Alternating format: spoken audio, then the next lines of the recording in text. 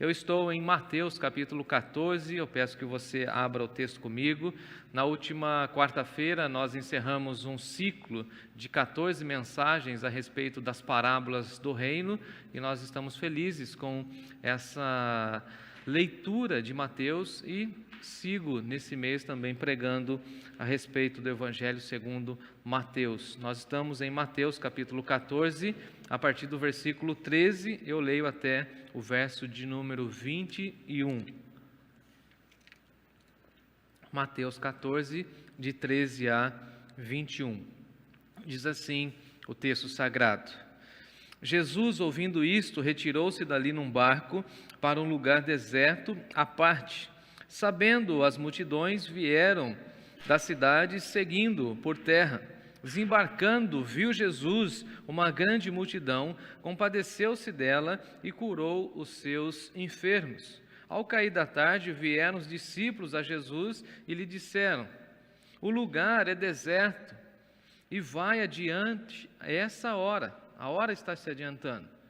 Despede, pois, as multidões para que, indo pelas aldeias, comprem para si o que querem comer. Jesus, porém, lhes disse: não precisam retirar-se, dai-lhes vós mesmos de comer. Mas eles responderam: não temos aqui senão 5 pães e 2 peixes. Então ele disse: trazei-mos. E tendo mandado que a multidão se assentasse sobre a relva, tomando os 5 pães e os 2 peixes, erguendo os olhos ao céu, os abençoou. Depois, tendo partido os pães, deu aos seus discípulos, e os seus discípulos deram às multidões. Todos comeram e se fartaram, e dos pedaços que sobraram, recolheram ainda 12 cestos cheios. E os que comeram foram cerca de 5.000 homens, além das mulheres e das crianças. Vamos orar? Senhor nosso Deus e nosso Pai, muito obrigado, Senhor, pelo retorno ao templo, por esse momento em que nós estamos aqui. Pedimos que o Senhor nos guie nessa retomada, que o Senhor conduza todo esse processo e que o Senhor coloque sempre a Tua paz em nosso coração. Queremos pedir pela nossa igreja, queremos pedir pela vida da irmã Cecília e queremos pedir, ó Pai, agora, nesse instante, pelo nosso coração, que vai ouvir e receber a Tua palavra. É no nome de Jesus que nós te louvamos. Amém. Amém. O tema da nossa reflexão é: dai-lhe vós mesmos de comer. Esse texto, na realidade, está na sequência em que Jesus recebe a notícia da morte de João Batista, e essa morte foi de uma maneira muito cruel, muito violenta. O contexto todo vai dizer para nós que os discípulos estavam extremamente cansados, dado o trabalho, dado a quantidade de mensagens que eles acabaram de ouvir. Nós estamos no capítulo 14 de Mateus, e se você conhece e você nos acompanhou no capítulo 13, Jesus conta várias parábolas. Se você vai para o capítulo 12, você vai ver que os discípulos estavam caminhando com Jesus e eles estavam completamente cansados, e aqui nós temos Jesus se deparando com a necessidade da multidão, Jesus atendendo a multidão e também aproveitando esse momento de atendimento à multidão e treinando os seus discípulos, forjando os seus discípulos a fim de que eles fossem representantes do reino dos céus. É claro que aqui Jesus também vai nos ensinar como agir de uma maneira pastoral. Ele coloca as pessoas sentadas na relva, lembrando inclusive a figura bíblica de Salmo 23, que ele nos faz repousar em pastos verdejantes, e ele que cuida da nossa vida, ele que supre as nossas necessidades. E aqui temos essa imagem, essa figura pastoril de Jesus, que é muito importante nos evangelhos. Também temos essa proposta de Jesus da generosidade, de compartilharmos aquilo que temos e de dar graças a Deus a tudo aquilo que nós recebemos da parte do nosso Senhor. Então nós aprendemos tudo isso e também aprendemos a ser atenciosos com as pessoas, a demonstrar a nossa compaixão. E Jesus dá essa ordem extremamente contundente aos seus discípulos: dai-lhes vós mesmos de comer. A responsabilidade agora está diante de vocês, porque vocês meus discípulos, não concedem à multidão aquilo que eles tanto necessitam. E eu fico imaginando essa palavra, essa ordem de Jesus direcionada à igreja, uma vez que a igreja está inserida nesse mundo onde nós contemplamos várias mazelas e contemplamos a nossa sociedade, principalmente no nosso contexto brasileiro, extremamente miserável. Infelizmente, o Brasil é uma potência agrícola, no entanto, nós temos muitas pessoas que padecem de fome, nós temos pessoas que estão, infelizmente, sofrendo com a fome. A pandemia, nós sabemos disso, agravou todo esse cenário, e a mensagem de Jesus para nós é a seguinte: dai-lhes vós mesmos de comer. Cuidem das pessoas que não têm esse tipo de provisão. Dias atrás, eu não sei se você ficou chocado, particularmente eu fiquei chocado com a informação e a reportagem de famílias que estavam, se eu não me engano, acho que era no estado do Mato Grosso, numa fila de um açougue, e eles estavam então esperando que o dono daquele açougue entregasse ossos naquele açougue, e aí então essas pessoas iam retirar aquilo que sobrou de carne, que estava apegado ainda aos ossos, e a reportagem é muito aviltante, machucou profundamente o meu coração. Ontem eu recebi uma outra reportagem de um senhor, morador de rua, e vive em situação de rua, que na cidade de São Paulo estava recolhendo a ração dos cachorros e gatos que as pessoas colocam nas portas das casas e fazendo uso disso para a sua alimentação. E aqui, nossa igreja tem sido um referencial, e nós louvamos a Deus por isso, porque nesse mês que se findou ontem, nós atendemos 25 famílias. Louvamos a Deus por isso. E nós batemos o recorde de arrecadação e o recorde de atendimento, cumprindo inclusive essa ordem de Jesus, mostrando ao mundo a nossa generosidade. Ontem, pela graça de Deus, fomos socorrer uma família no final da tarde, e quando nós descarregamos os donativos, aquela irmã que estava ali nos recebendo, ela chorou diante do Senhor, agradecendo aquilo que nós estávamos levando a ela, a manifestação do cuidado de Deus pela igreja, porque na realidade nós estamos cumprindo ou buscando cumprir essa ordem de Jesus. E qual que é a ordem de Jesus? Cuidem do povo. Dai a eles aquilo que eles não têm. O nosso povo precisa de paz, o nosso povo precisa de amor, o nosso povo precisa de compaixão, o nosso povo precisa de paz, e nós temos tudo isso.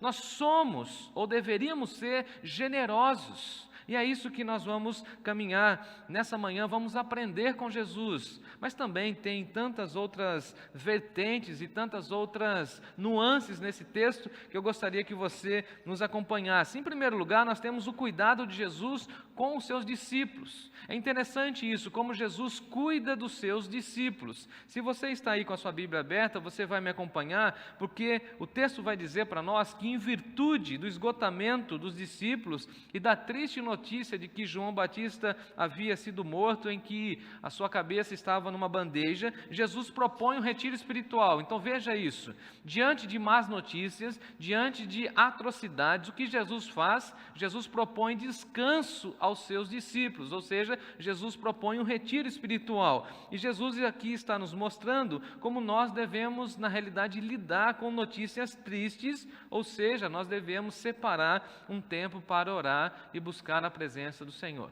Infelizmente, nessa pandemia, o que mais temos recebido são notícias tristes.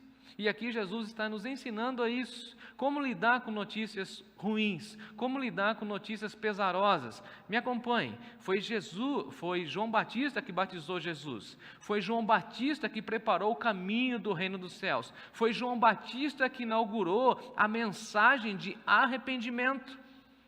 E agora eles recebem a notícia de que João foi preso e que João teve a sua cabeça decepada. Olha que notícia cruel, difícil de lidar. E como Jesus lida com isso? Como Jesus ensina os seus discípulos a lidarem com notícias tristes, se retirando para ter um tempo de oração. Às vezes, amados irmãos, nesse momento em que nós vivemos, nós queremos ficar falando, postando muita coisa, e na realidade o que nós precisamos entender é que diante de notícias ruins, diante de notícias difíceis, nós precisamos nos recolher para ter um tempo de oração. Olha que interessante, porque Jesus se retira com os seus discípulos e vai para o deserto. Jesus chama os seus discípulos para o descanso, e de vez em quando nós precisamos entender isso, porque Jesus está tentando nos tirar da efervescência do momento e nos colocar em solitude, para termos um tempo de oração. E aqui eu preciso fazer a diferenciação que eu já fiz em outros momentos, porque solitude é diferente de solidão.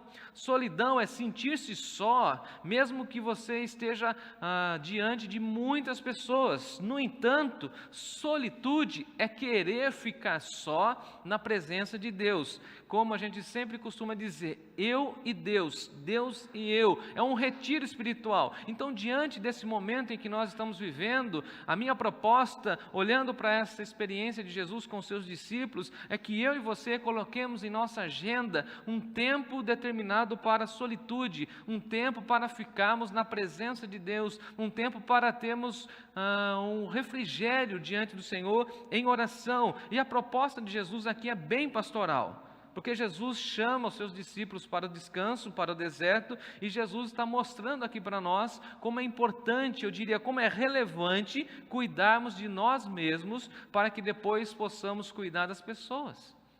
Infelizmente eu vejo que muitas pessoas têm a mania, o costume de querer cuidar de muita gente, de querer atender muita gente.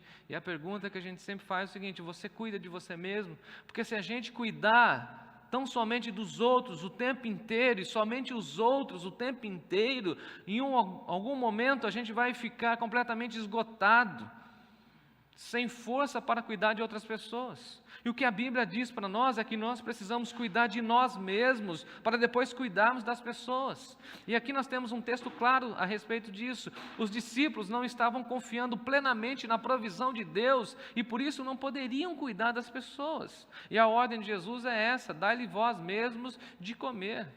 Vocês estão sendo alimentados por Deus, então alimente outras pessoas. Mas antes de fazer isso, vocês precisam de um tempo de refrigério, um tempo de oração, um tempo de descanso. Vamos para o deserto. Olha o que diz o versículo 13. Jesus, ouvindo isso, retirou-se dali num barco para um lugar deserto, para um lugar afastado. Em outras palavras, saia da multidão, saia do barulho, saia do ruído. Fique em um tempo isolado, a sós, com Deus, com a sua Bíblia, com o seu caderninho de, de devocional, com o seu diário, eu não sei, tenha um tempo na presença do Senhor, coloque alguns cânticos e cante ao Senhor, louve a Deus, recupere as suas energias, não deixe que o esgotamento desse tempo mine as suas forças. Em segundo lugar, nós temos o cuidado de Jesus com a multidão. Como os discípulos estão andando com Jesus, nesse primeiro momento ele não atende os discípulos, ele atende primeiro a multidão. Eu achei isso fabuloso, está aí no versículo 13.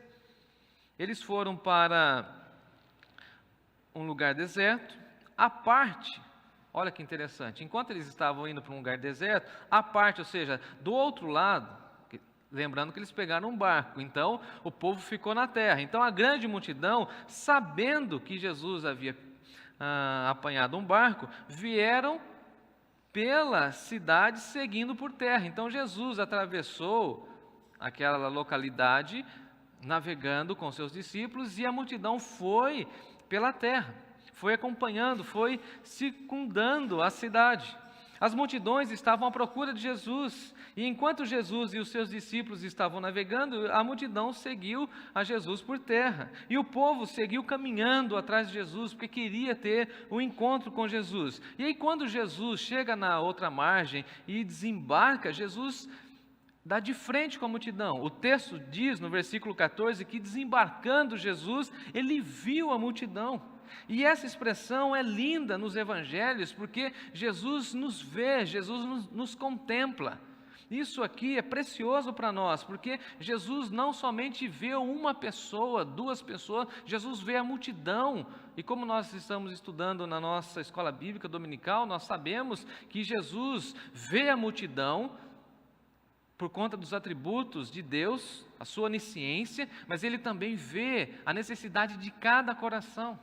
Jesus não somente vê no atacado, mas Ele vê também no varejo, Ele vê cada pessoa. Ele não tem essa visão somente da grande massa, mas Ele vê a individualidade, porque Ele nos conhece pelo nome. E isso aqui é profundo demais, porque ao mesmo tempo que Ele cuida da nossa individualidade, Ele cuida do todo. Ao passo que Ele cuidando do todo, Ele também cuida da nossa individualidade. E essa expressão é maravilhosa porque nada foge do olhar de Jesus. Amém por isso, glórias a Deus. Nada foge, inclusive Ele vê a carência do povo. Se você conhece a Bíblia, você vai se lembrar, lá no livro de Êxodo, que Deus diz que Ele ouviu as orações do povo que estava cativo no Egito e que Deus viu a aflição do povo. Sempre quando nós estamos passando por sofrimento, por lutas, por provações, por aflições, por angústias, Deus está vendo aquilo que vai no nosso coração. Se você está com dor, se você está chorando, se você está sofrendo, se você está lamentando, se você está de luto, se você está diante de um grande sofrimento, saiba que Jesus contempla a sua dor. Ele vê as suas carências, Ele vê as suas necessidades. Isso, amados irmãos, descansa o nosso coração. E quando Jesus então desembarca do barco, Ele desce do barco, Ele vê aquela grande multidão, qual é a atitude de Jesus? Me acompanhe. A primeira atitude de Jesus foi a compaixão. Diz o texto que Jesus compadeceu-se da multidão. E o verbo compadecer é muito mais elevado do que simpatia. É claro que nós precisamos desenvolver muito, inclusive nesse tempo, a simpatia e outra expressão que é prima da simpatia, que é a empatia. Empatia por aquele que sofre, empatia por aquele que está de uma maneira, como eu posso dizer, de uma maneira sem assistência, sem recurso, ou sofrendo. Precisamos ter empatia, mostrar a nossa simpatia, mas a expressão grega aqui, compadecer, significa condoer-se por dentro, é ter compaixão, é se colocar no lugar do outro. É uma preocupação profunda que tem a ver com alguma atitude, não é somente um conceito filosófico ou até mesmo um sentimento barato. Não, olha, eu estou com dó da pessoa que está morando na rua, não é isso. Eu tenho compaixão pela pessoa que está morando na rua e me coloco no lugar da pessoa que está morando na rua e tenho alguma ação para fazer com que essa pessoa saia da rua, que é a ação de compaixão da nossa igreja, de compaixão e graça. E recebemos mais de 30 cobertores nesse mês e começamos a distribuir. E ontem, passando com o carro, voltando aqui do templo para a nossa casa, passamos ali perto de onde moramos, os irmãos sabem onde nós moramos, na esquina onde moro tem um posto de gasolina, e alguns moradores de ruas ficam ali. E ao passo em que passávamos com o carro, Timóteo olhou e falou assim: papai, eles estão todos ali com aqueles cobertores que nós doamos para eles. É a ação da igreja. Essa igreja que tem a marca da compaixão. Porque a compaixão é uma das marcas do reino dos céus. E é assim que Jesus estava ensinando esse relacionamento com os seus discípulos e mostrando a eles que eles precisavam exercitar a misericórdia. Porque diante do caos, nós precisamos exercitar a simpatia, a compaixão com aqueles que sofrem. A segunda atitude de Jesus foi curar as pessoas. A primeira foi a compaixão, e depois de se compadecer daquelas pessoas, Ele age na direção daquelas pessoas, Ele cura os enfermos, Ele manifesta a cura. E é interessante que Jesus mostra a ação prática da compaixão. Ele se compadeceu, Ele se colocou no lugar, e o que Ele vai fazer diante disso? Ele vai curar, Ele vai tentar minimizar o sofrimento das pessoas. É o Jesus que atende às necessidades, é o Jesus que cura, porque ninguém conseguia curar, ninguém tinha recursos financeiros para curar. Haviam poucos médicos, poucos medicamentos, poucas possibilidades, mas diante de Jesus, a cura. E nós celebramos isso. E por isso clamamos a Deus, inclusive pela nossa irmã Cecília, que Deus cure ela. Porque Jesus curou e Jesus é o mesmo ontem, hoje e o será eternamente. Que Jesus cure o nosso coração, que Jesus cure as nossas mazelas, que Jesus cure a nossa falta de empatia, de simpatia, a nossa falta de compaixão por tantas pessoas que estão sofrendo. Que Jesus cure em nós a nossa falta de sensibilidade com a pessoa humana, com as pessoas que estão ao nosso redor. Que tenhamos compaixão por tantas pessoas que estão partindo e que não conhecem a graça do nosso Senhor.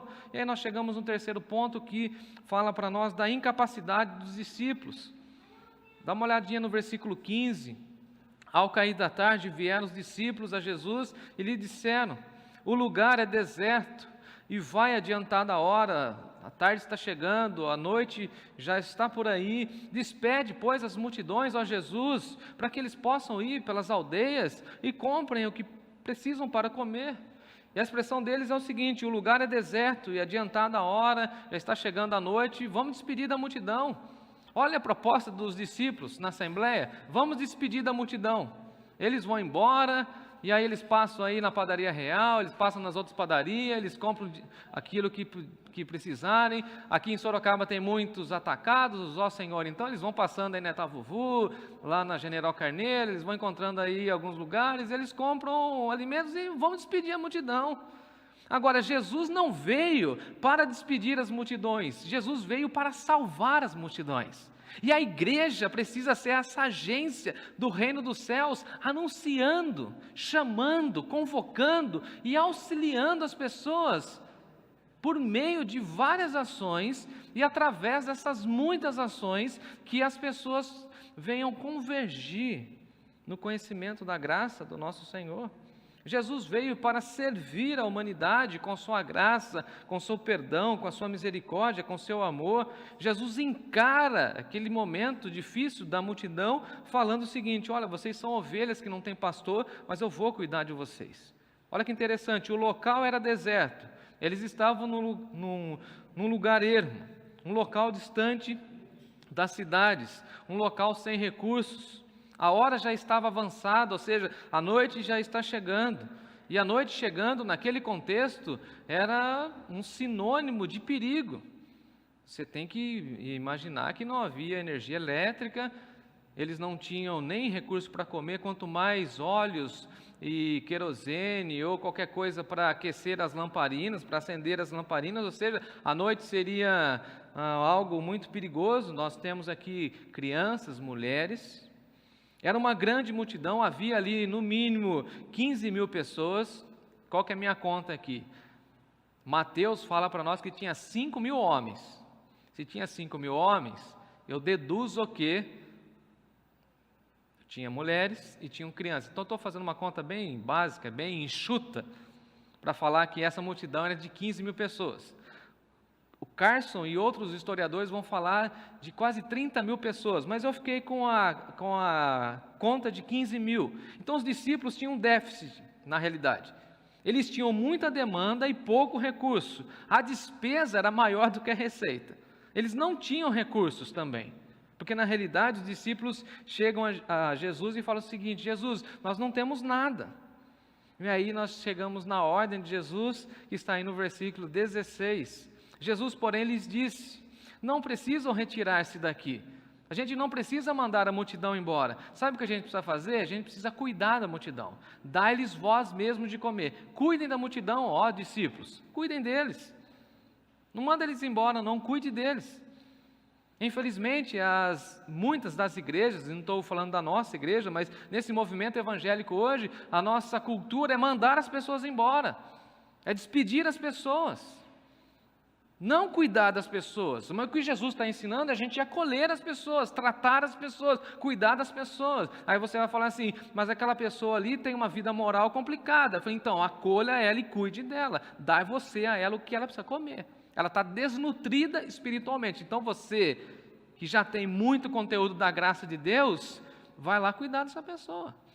Pastor, aquela pessoa ali, ela tem um discurso de ódio, ela é violenta, ela tem um apreço por determinada ideologia política, religiosa, ela é uma pessoa assim, assada. Então, dá-lhe vós mesmo de comer. Fala para ela e mostra para ela o evangelho da paz.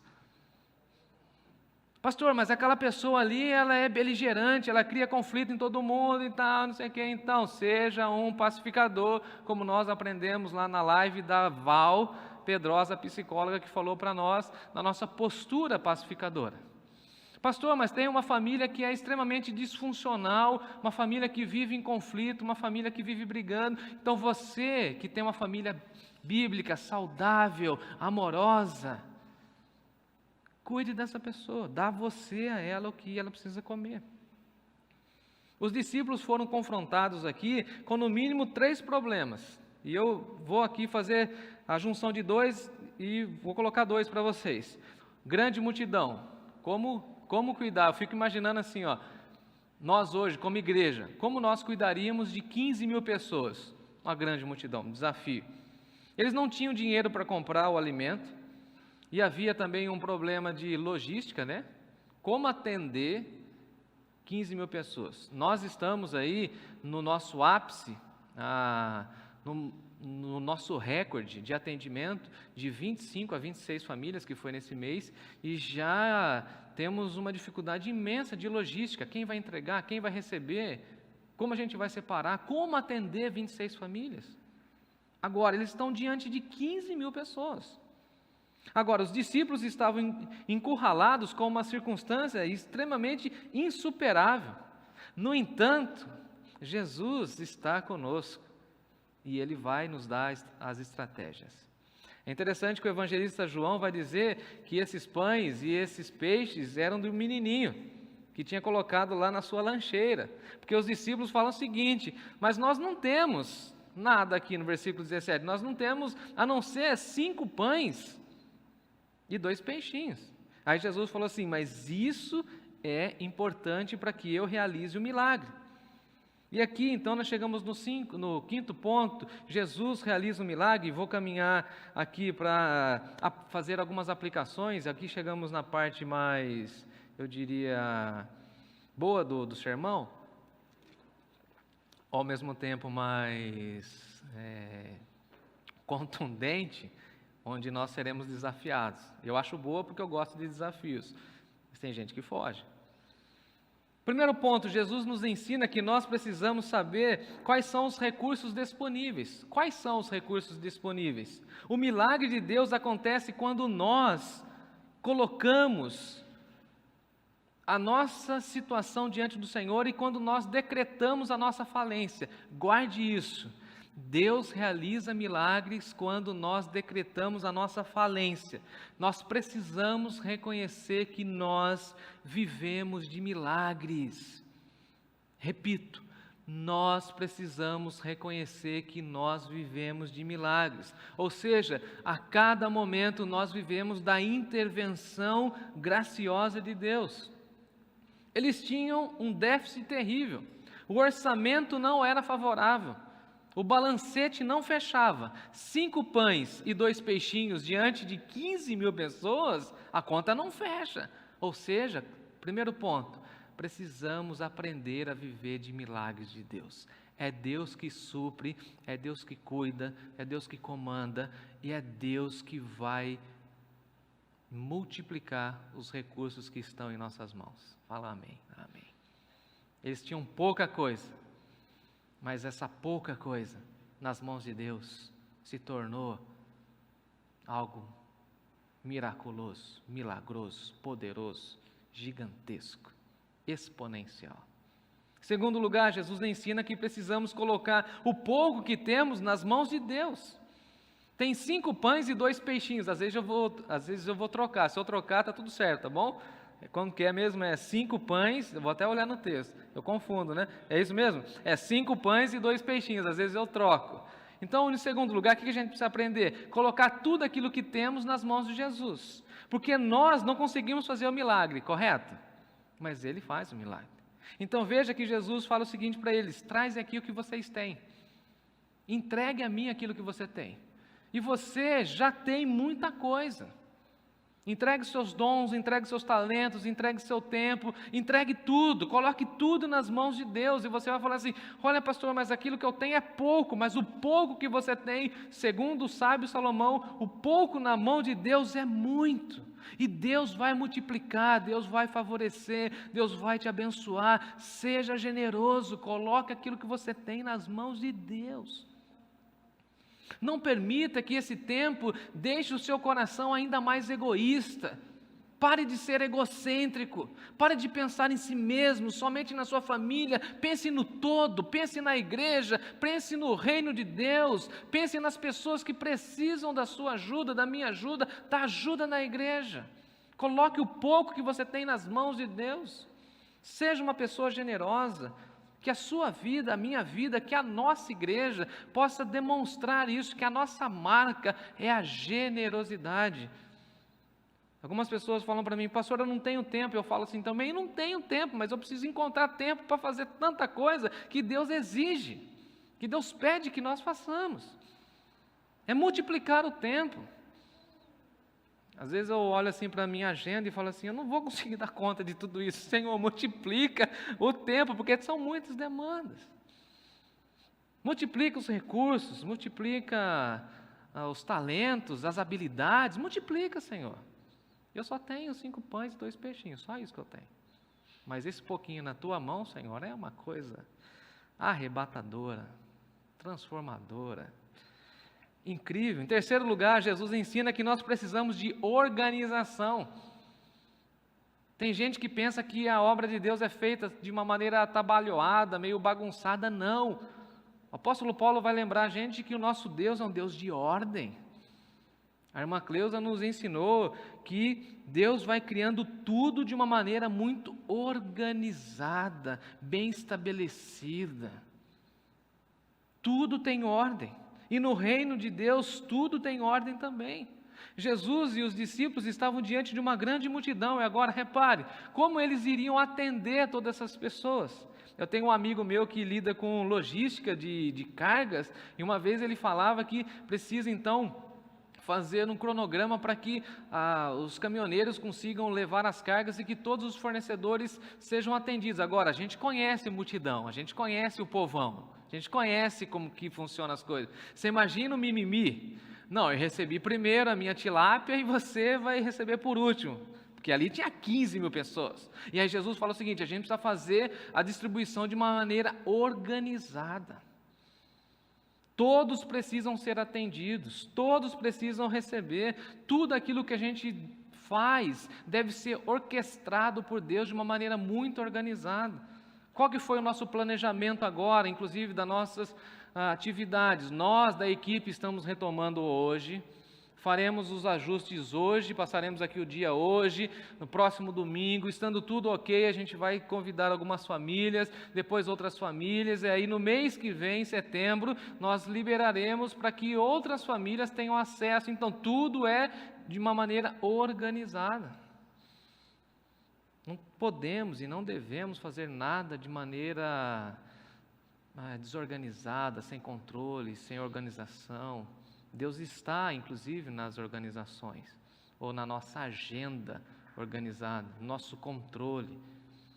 Não que nós estamos no controle, mas naquilo que precisamos fazer para que tudo saia de acordo com a vontade de Deus. Em quarto lugar, Jesus aqui ensina que nós precisamos entender que o milagre acontece na mão de Jesus. O milagre não aconteceu na mão dos discípulos. Olha que interessante. Jesus pega os pães, ele olha para os céus e ele dá graças, e aí acontece o milagre. Só que os discípulos são chamados para servir. Então nós somos salvos para servir, salvos para estender a mão e fazer aquilo que Jesus pede que façamos.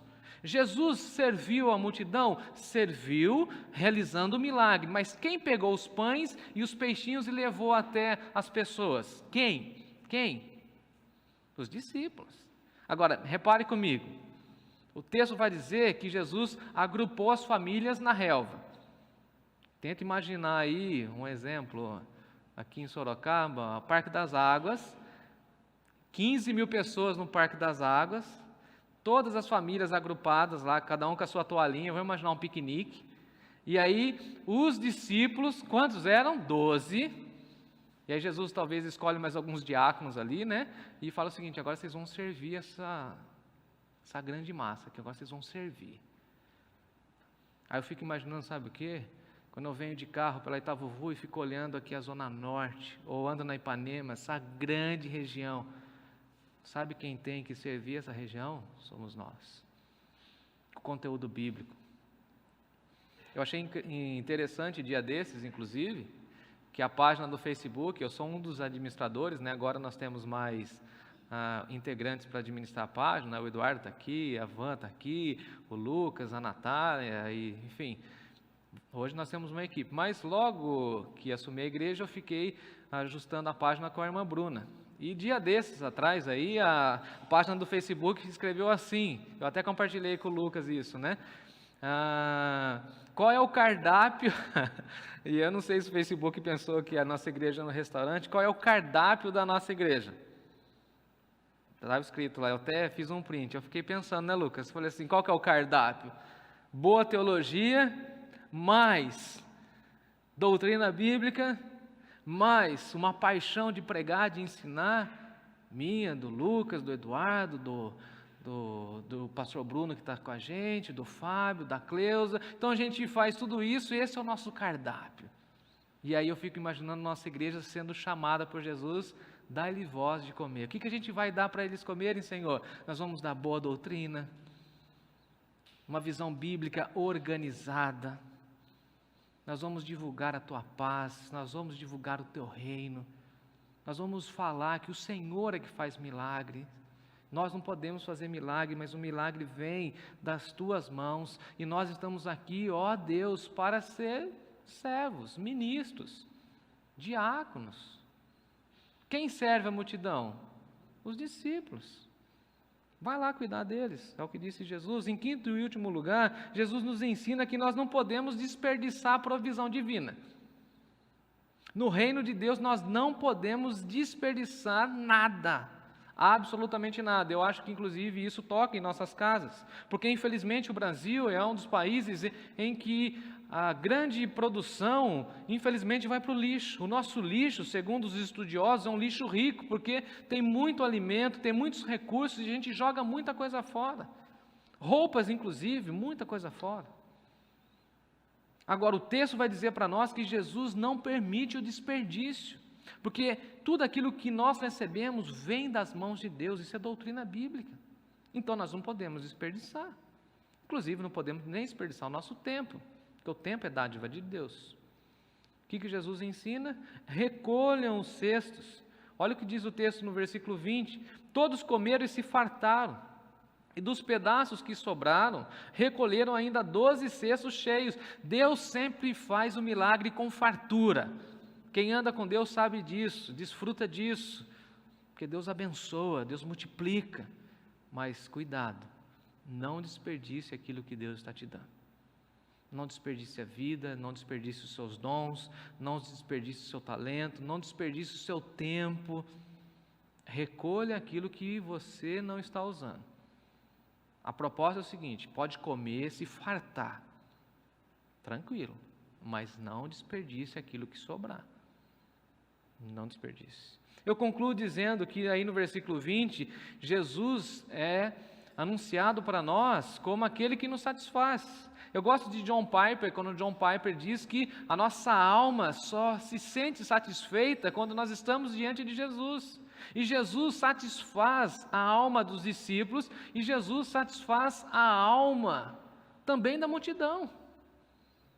O texto diz para nós que a multidão comeu e se fartou, porque Jesus é o pão da vida. Jesus é aquele que satisfaz os anseios mais profundos do nosso coração, e aquele que come de Jesus, ou seja, aquele que se alimenta na presença de Jesus, aquele que faz o seu banquete na presença de Jesus, tem o seu coração, a sua alma, o seu interior, a sua mente preenchida, e não se sente mais uma pessoa sem rumo, sem sentido na vida, agora está preenchida pela presença de Deus. Gosto do salmista quando ele diz que na plenitude do Senhor há muitas alegrias. Na presença de Deus, nós somos preenchidos. O milagre acontece e encerro. A plenitude da vida só é desfrutada quando nós entregamos a nossa vida a Jesus. Se entregue a Jesus e você terá sua alma satisfeita.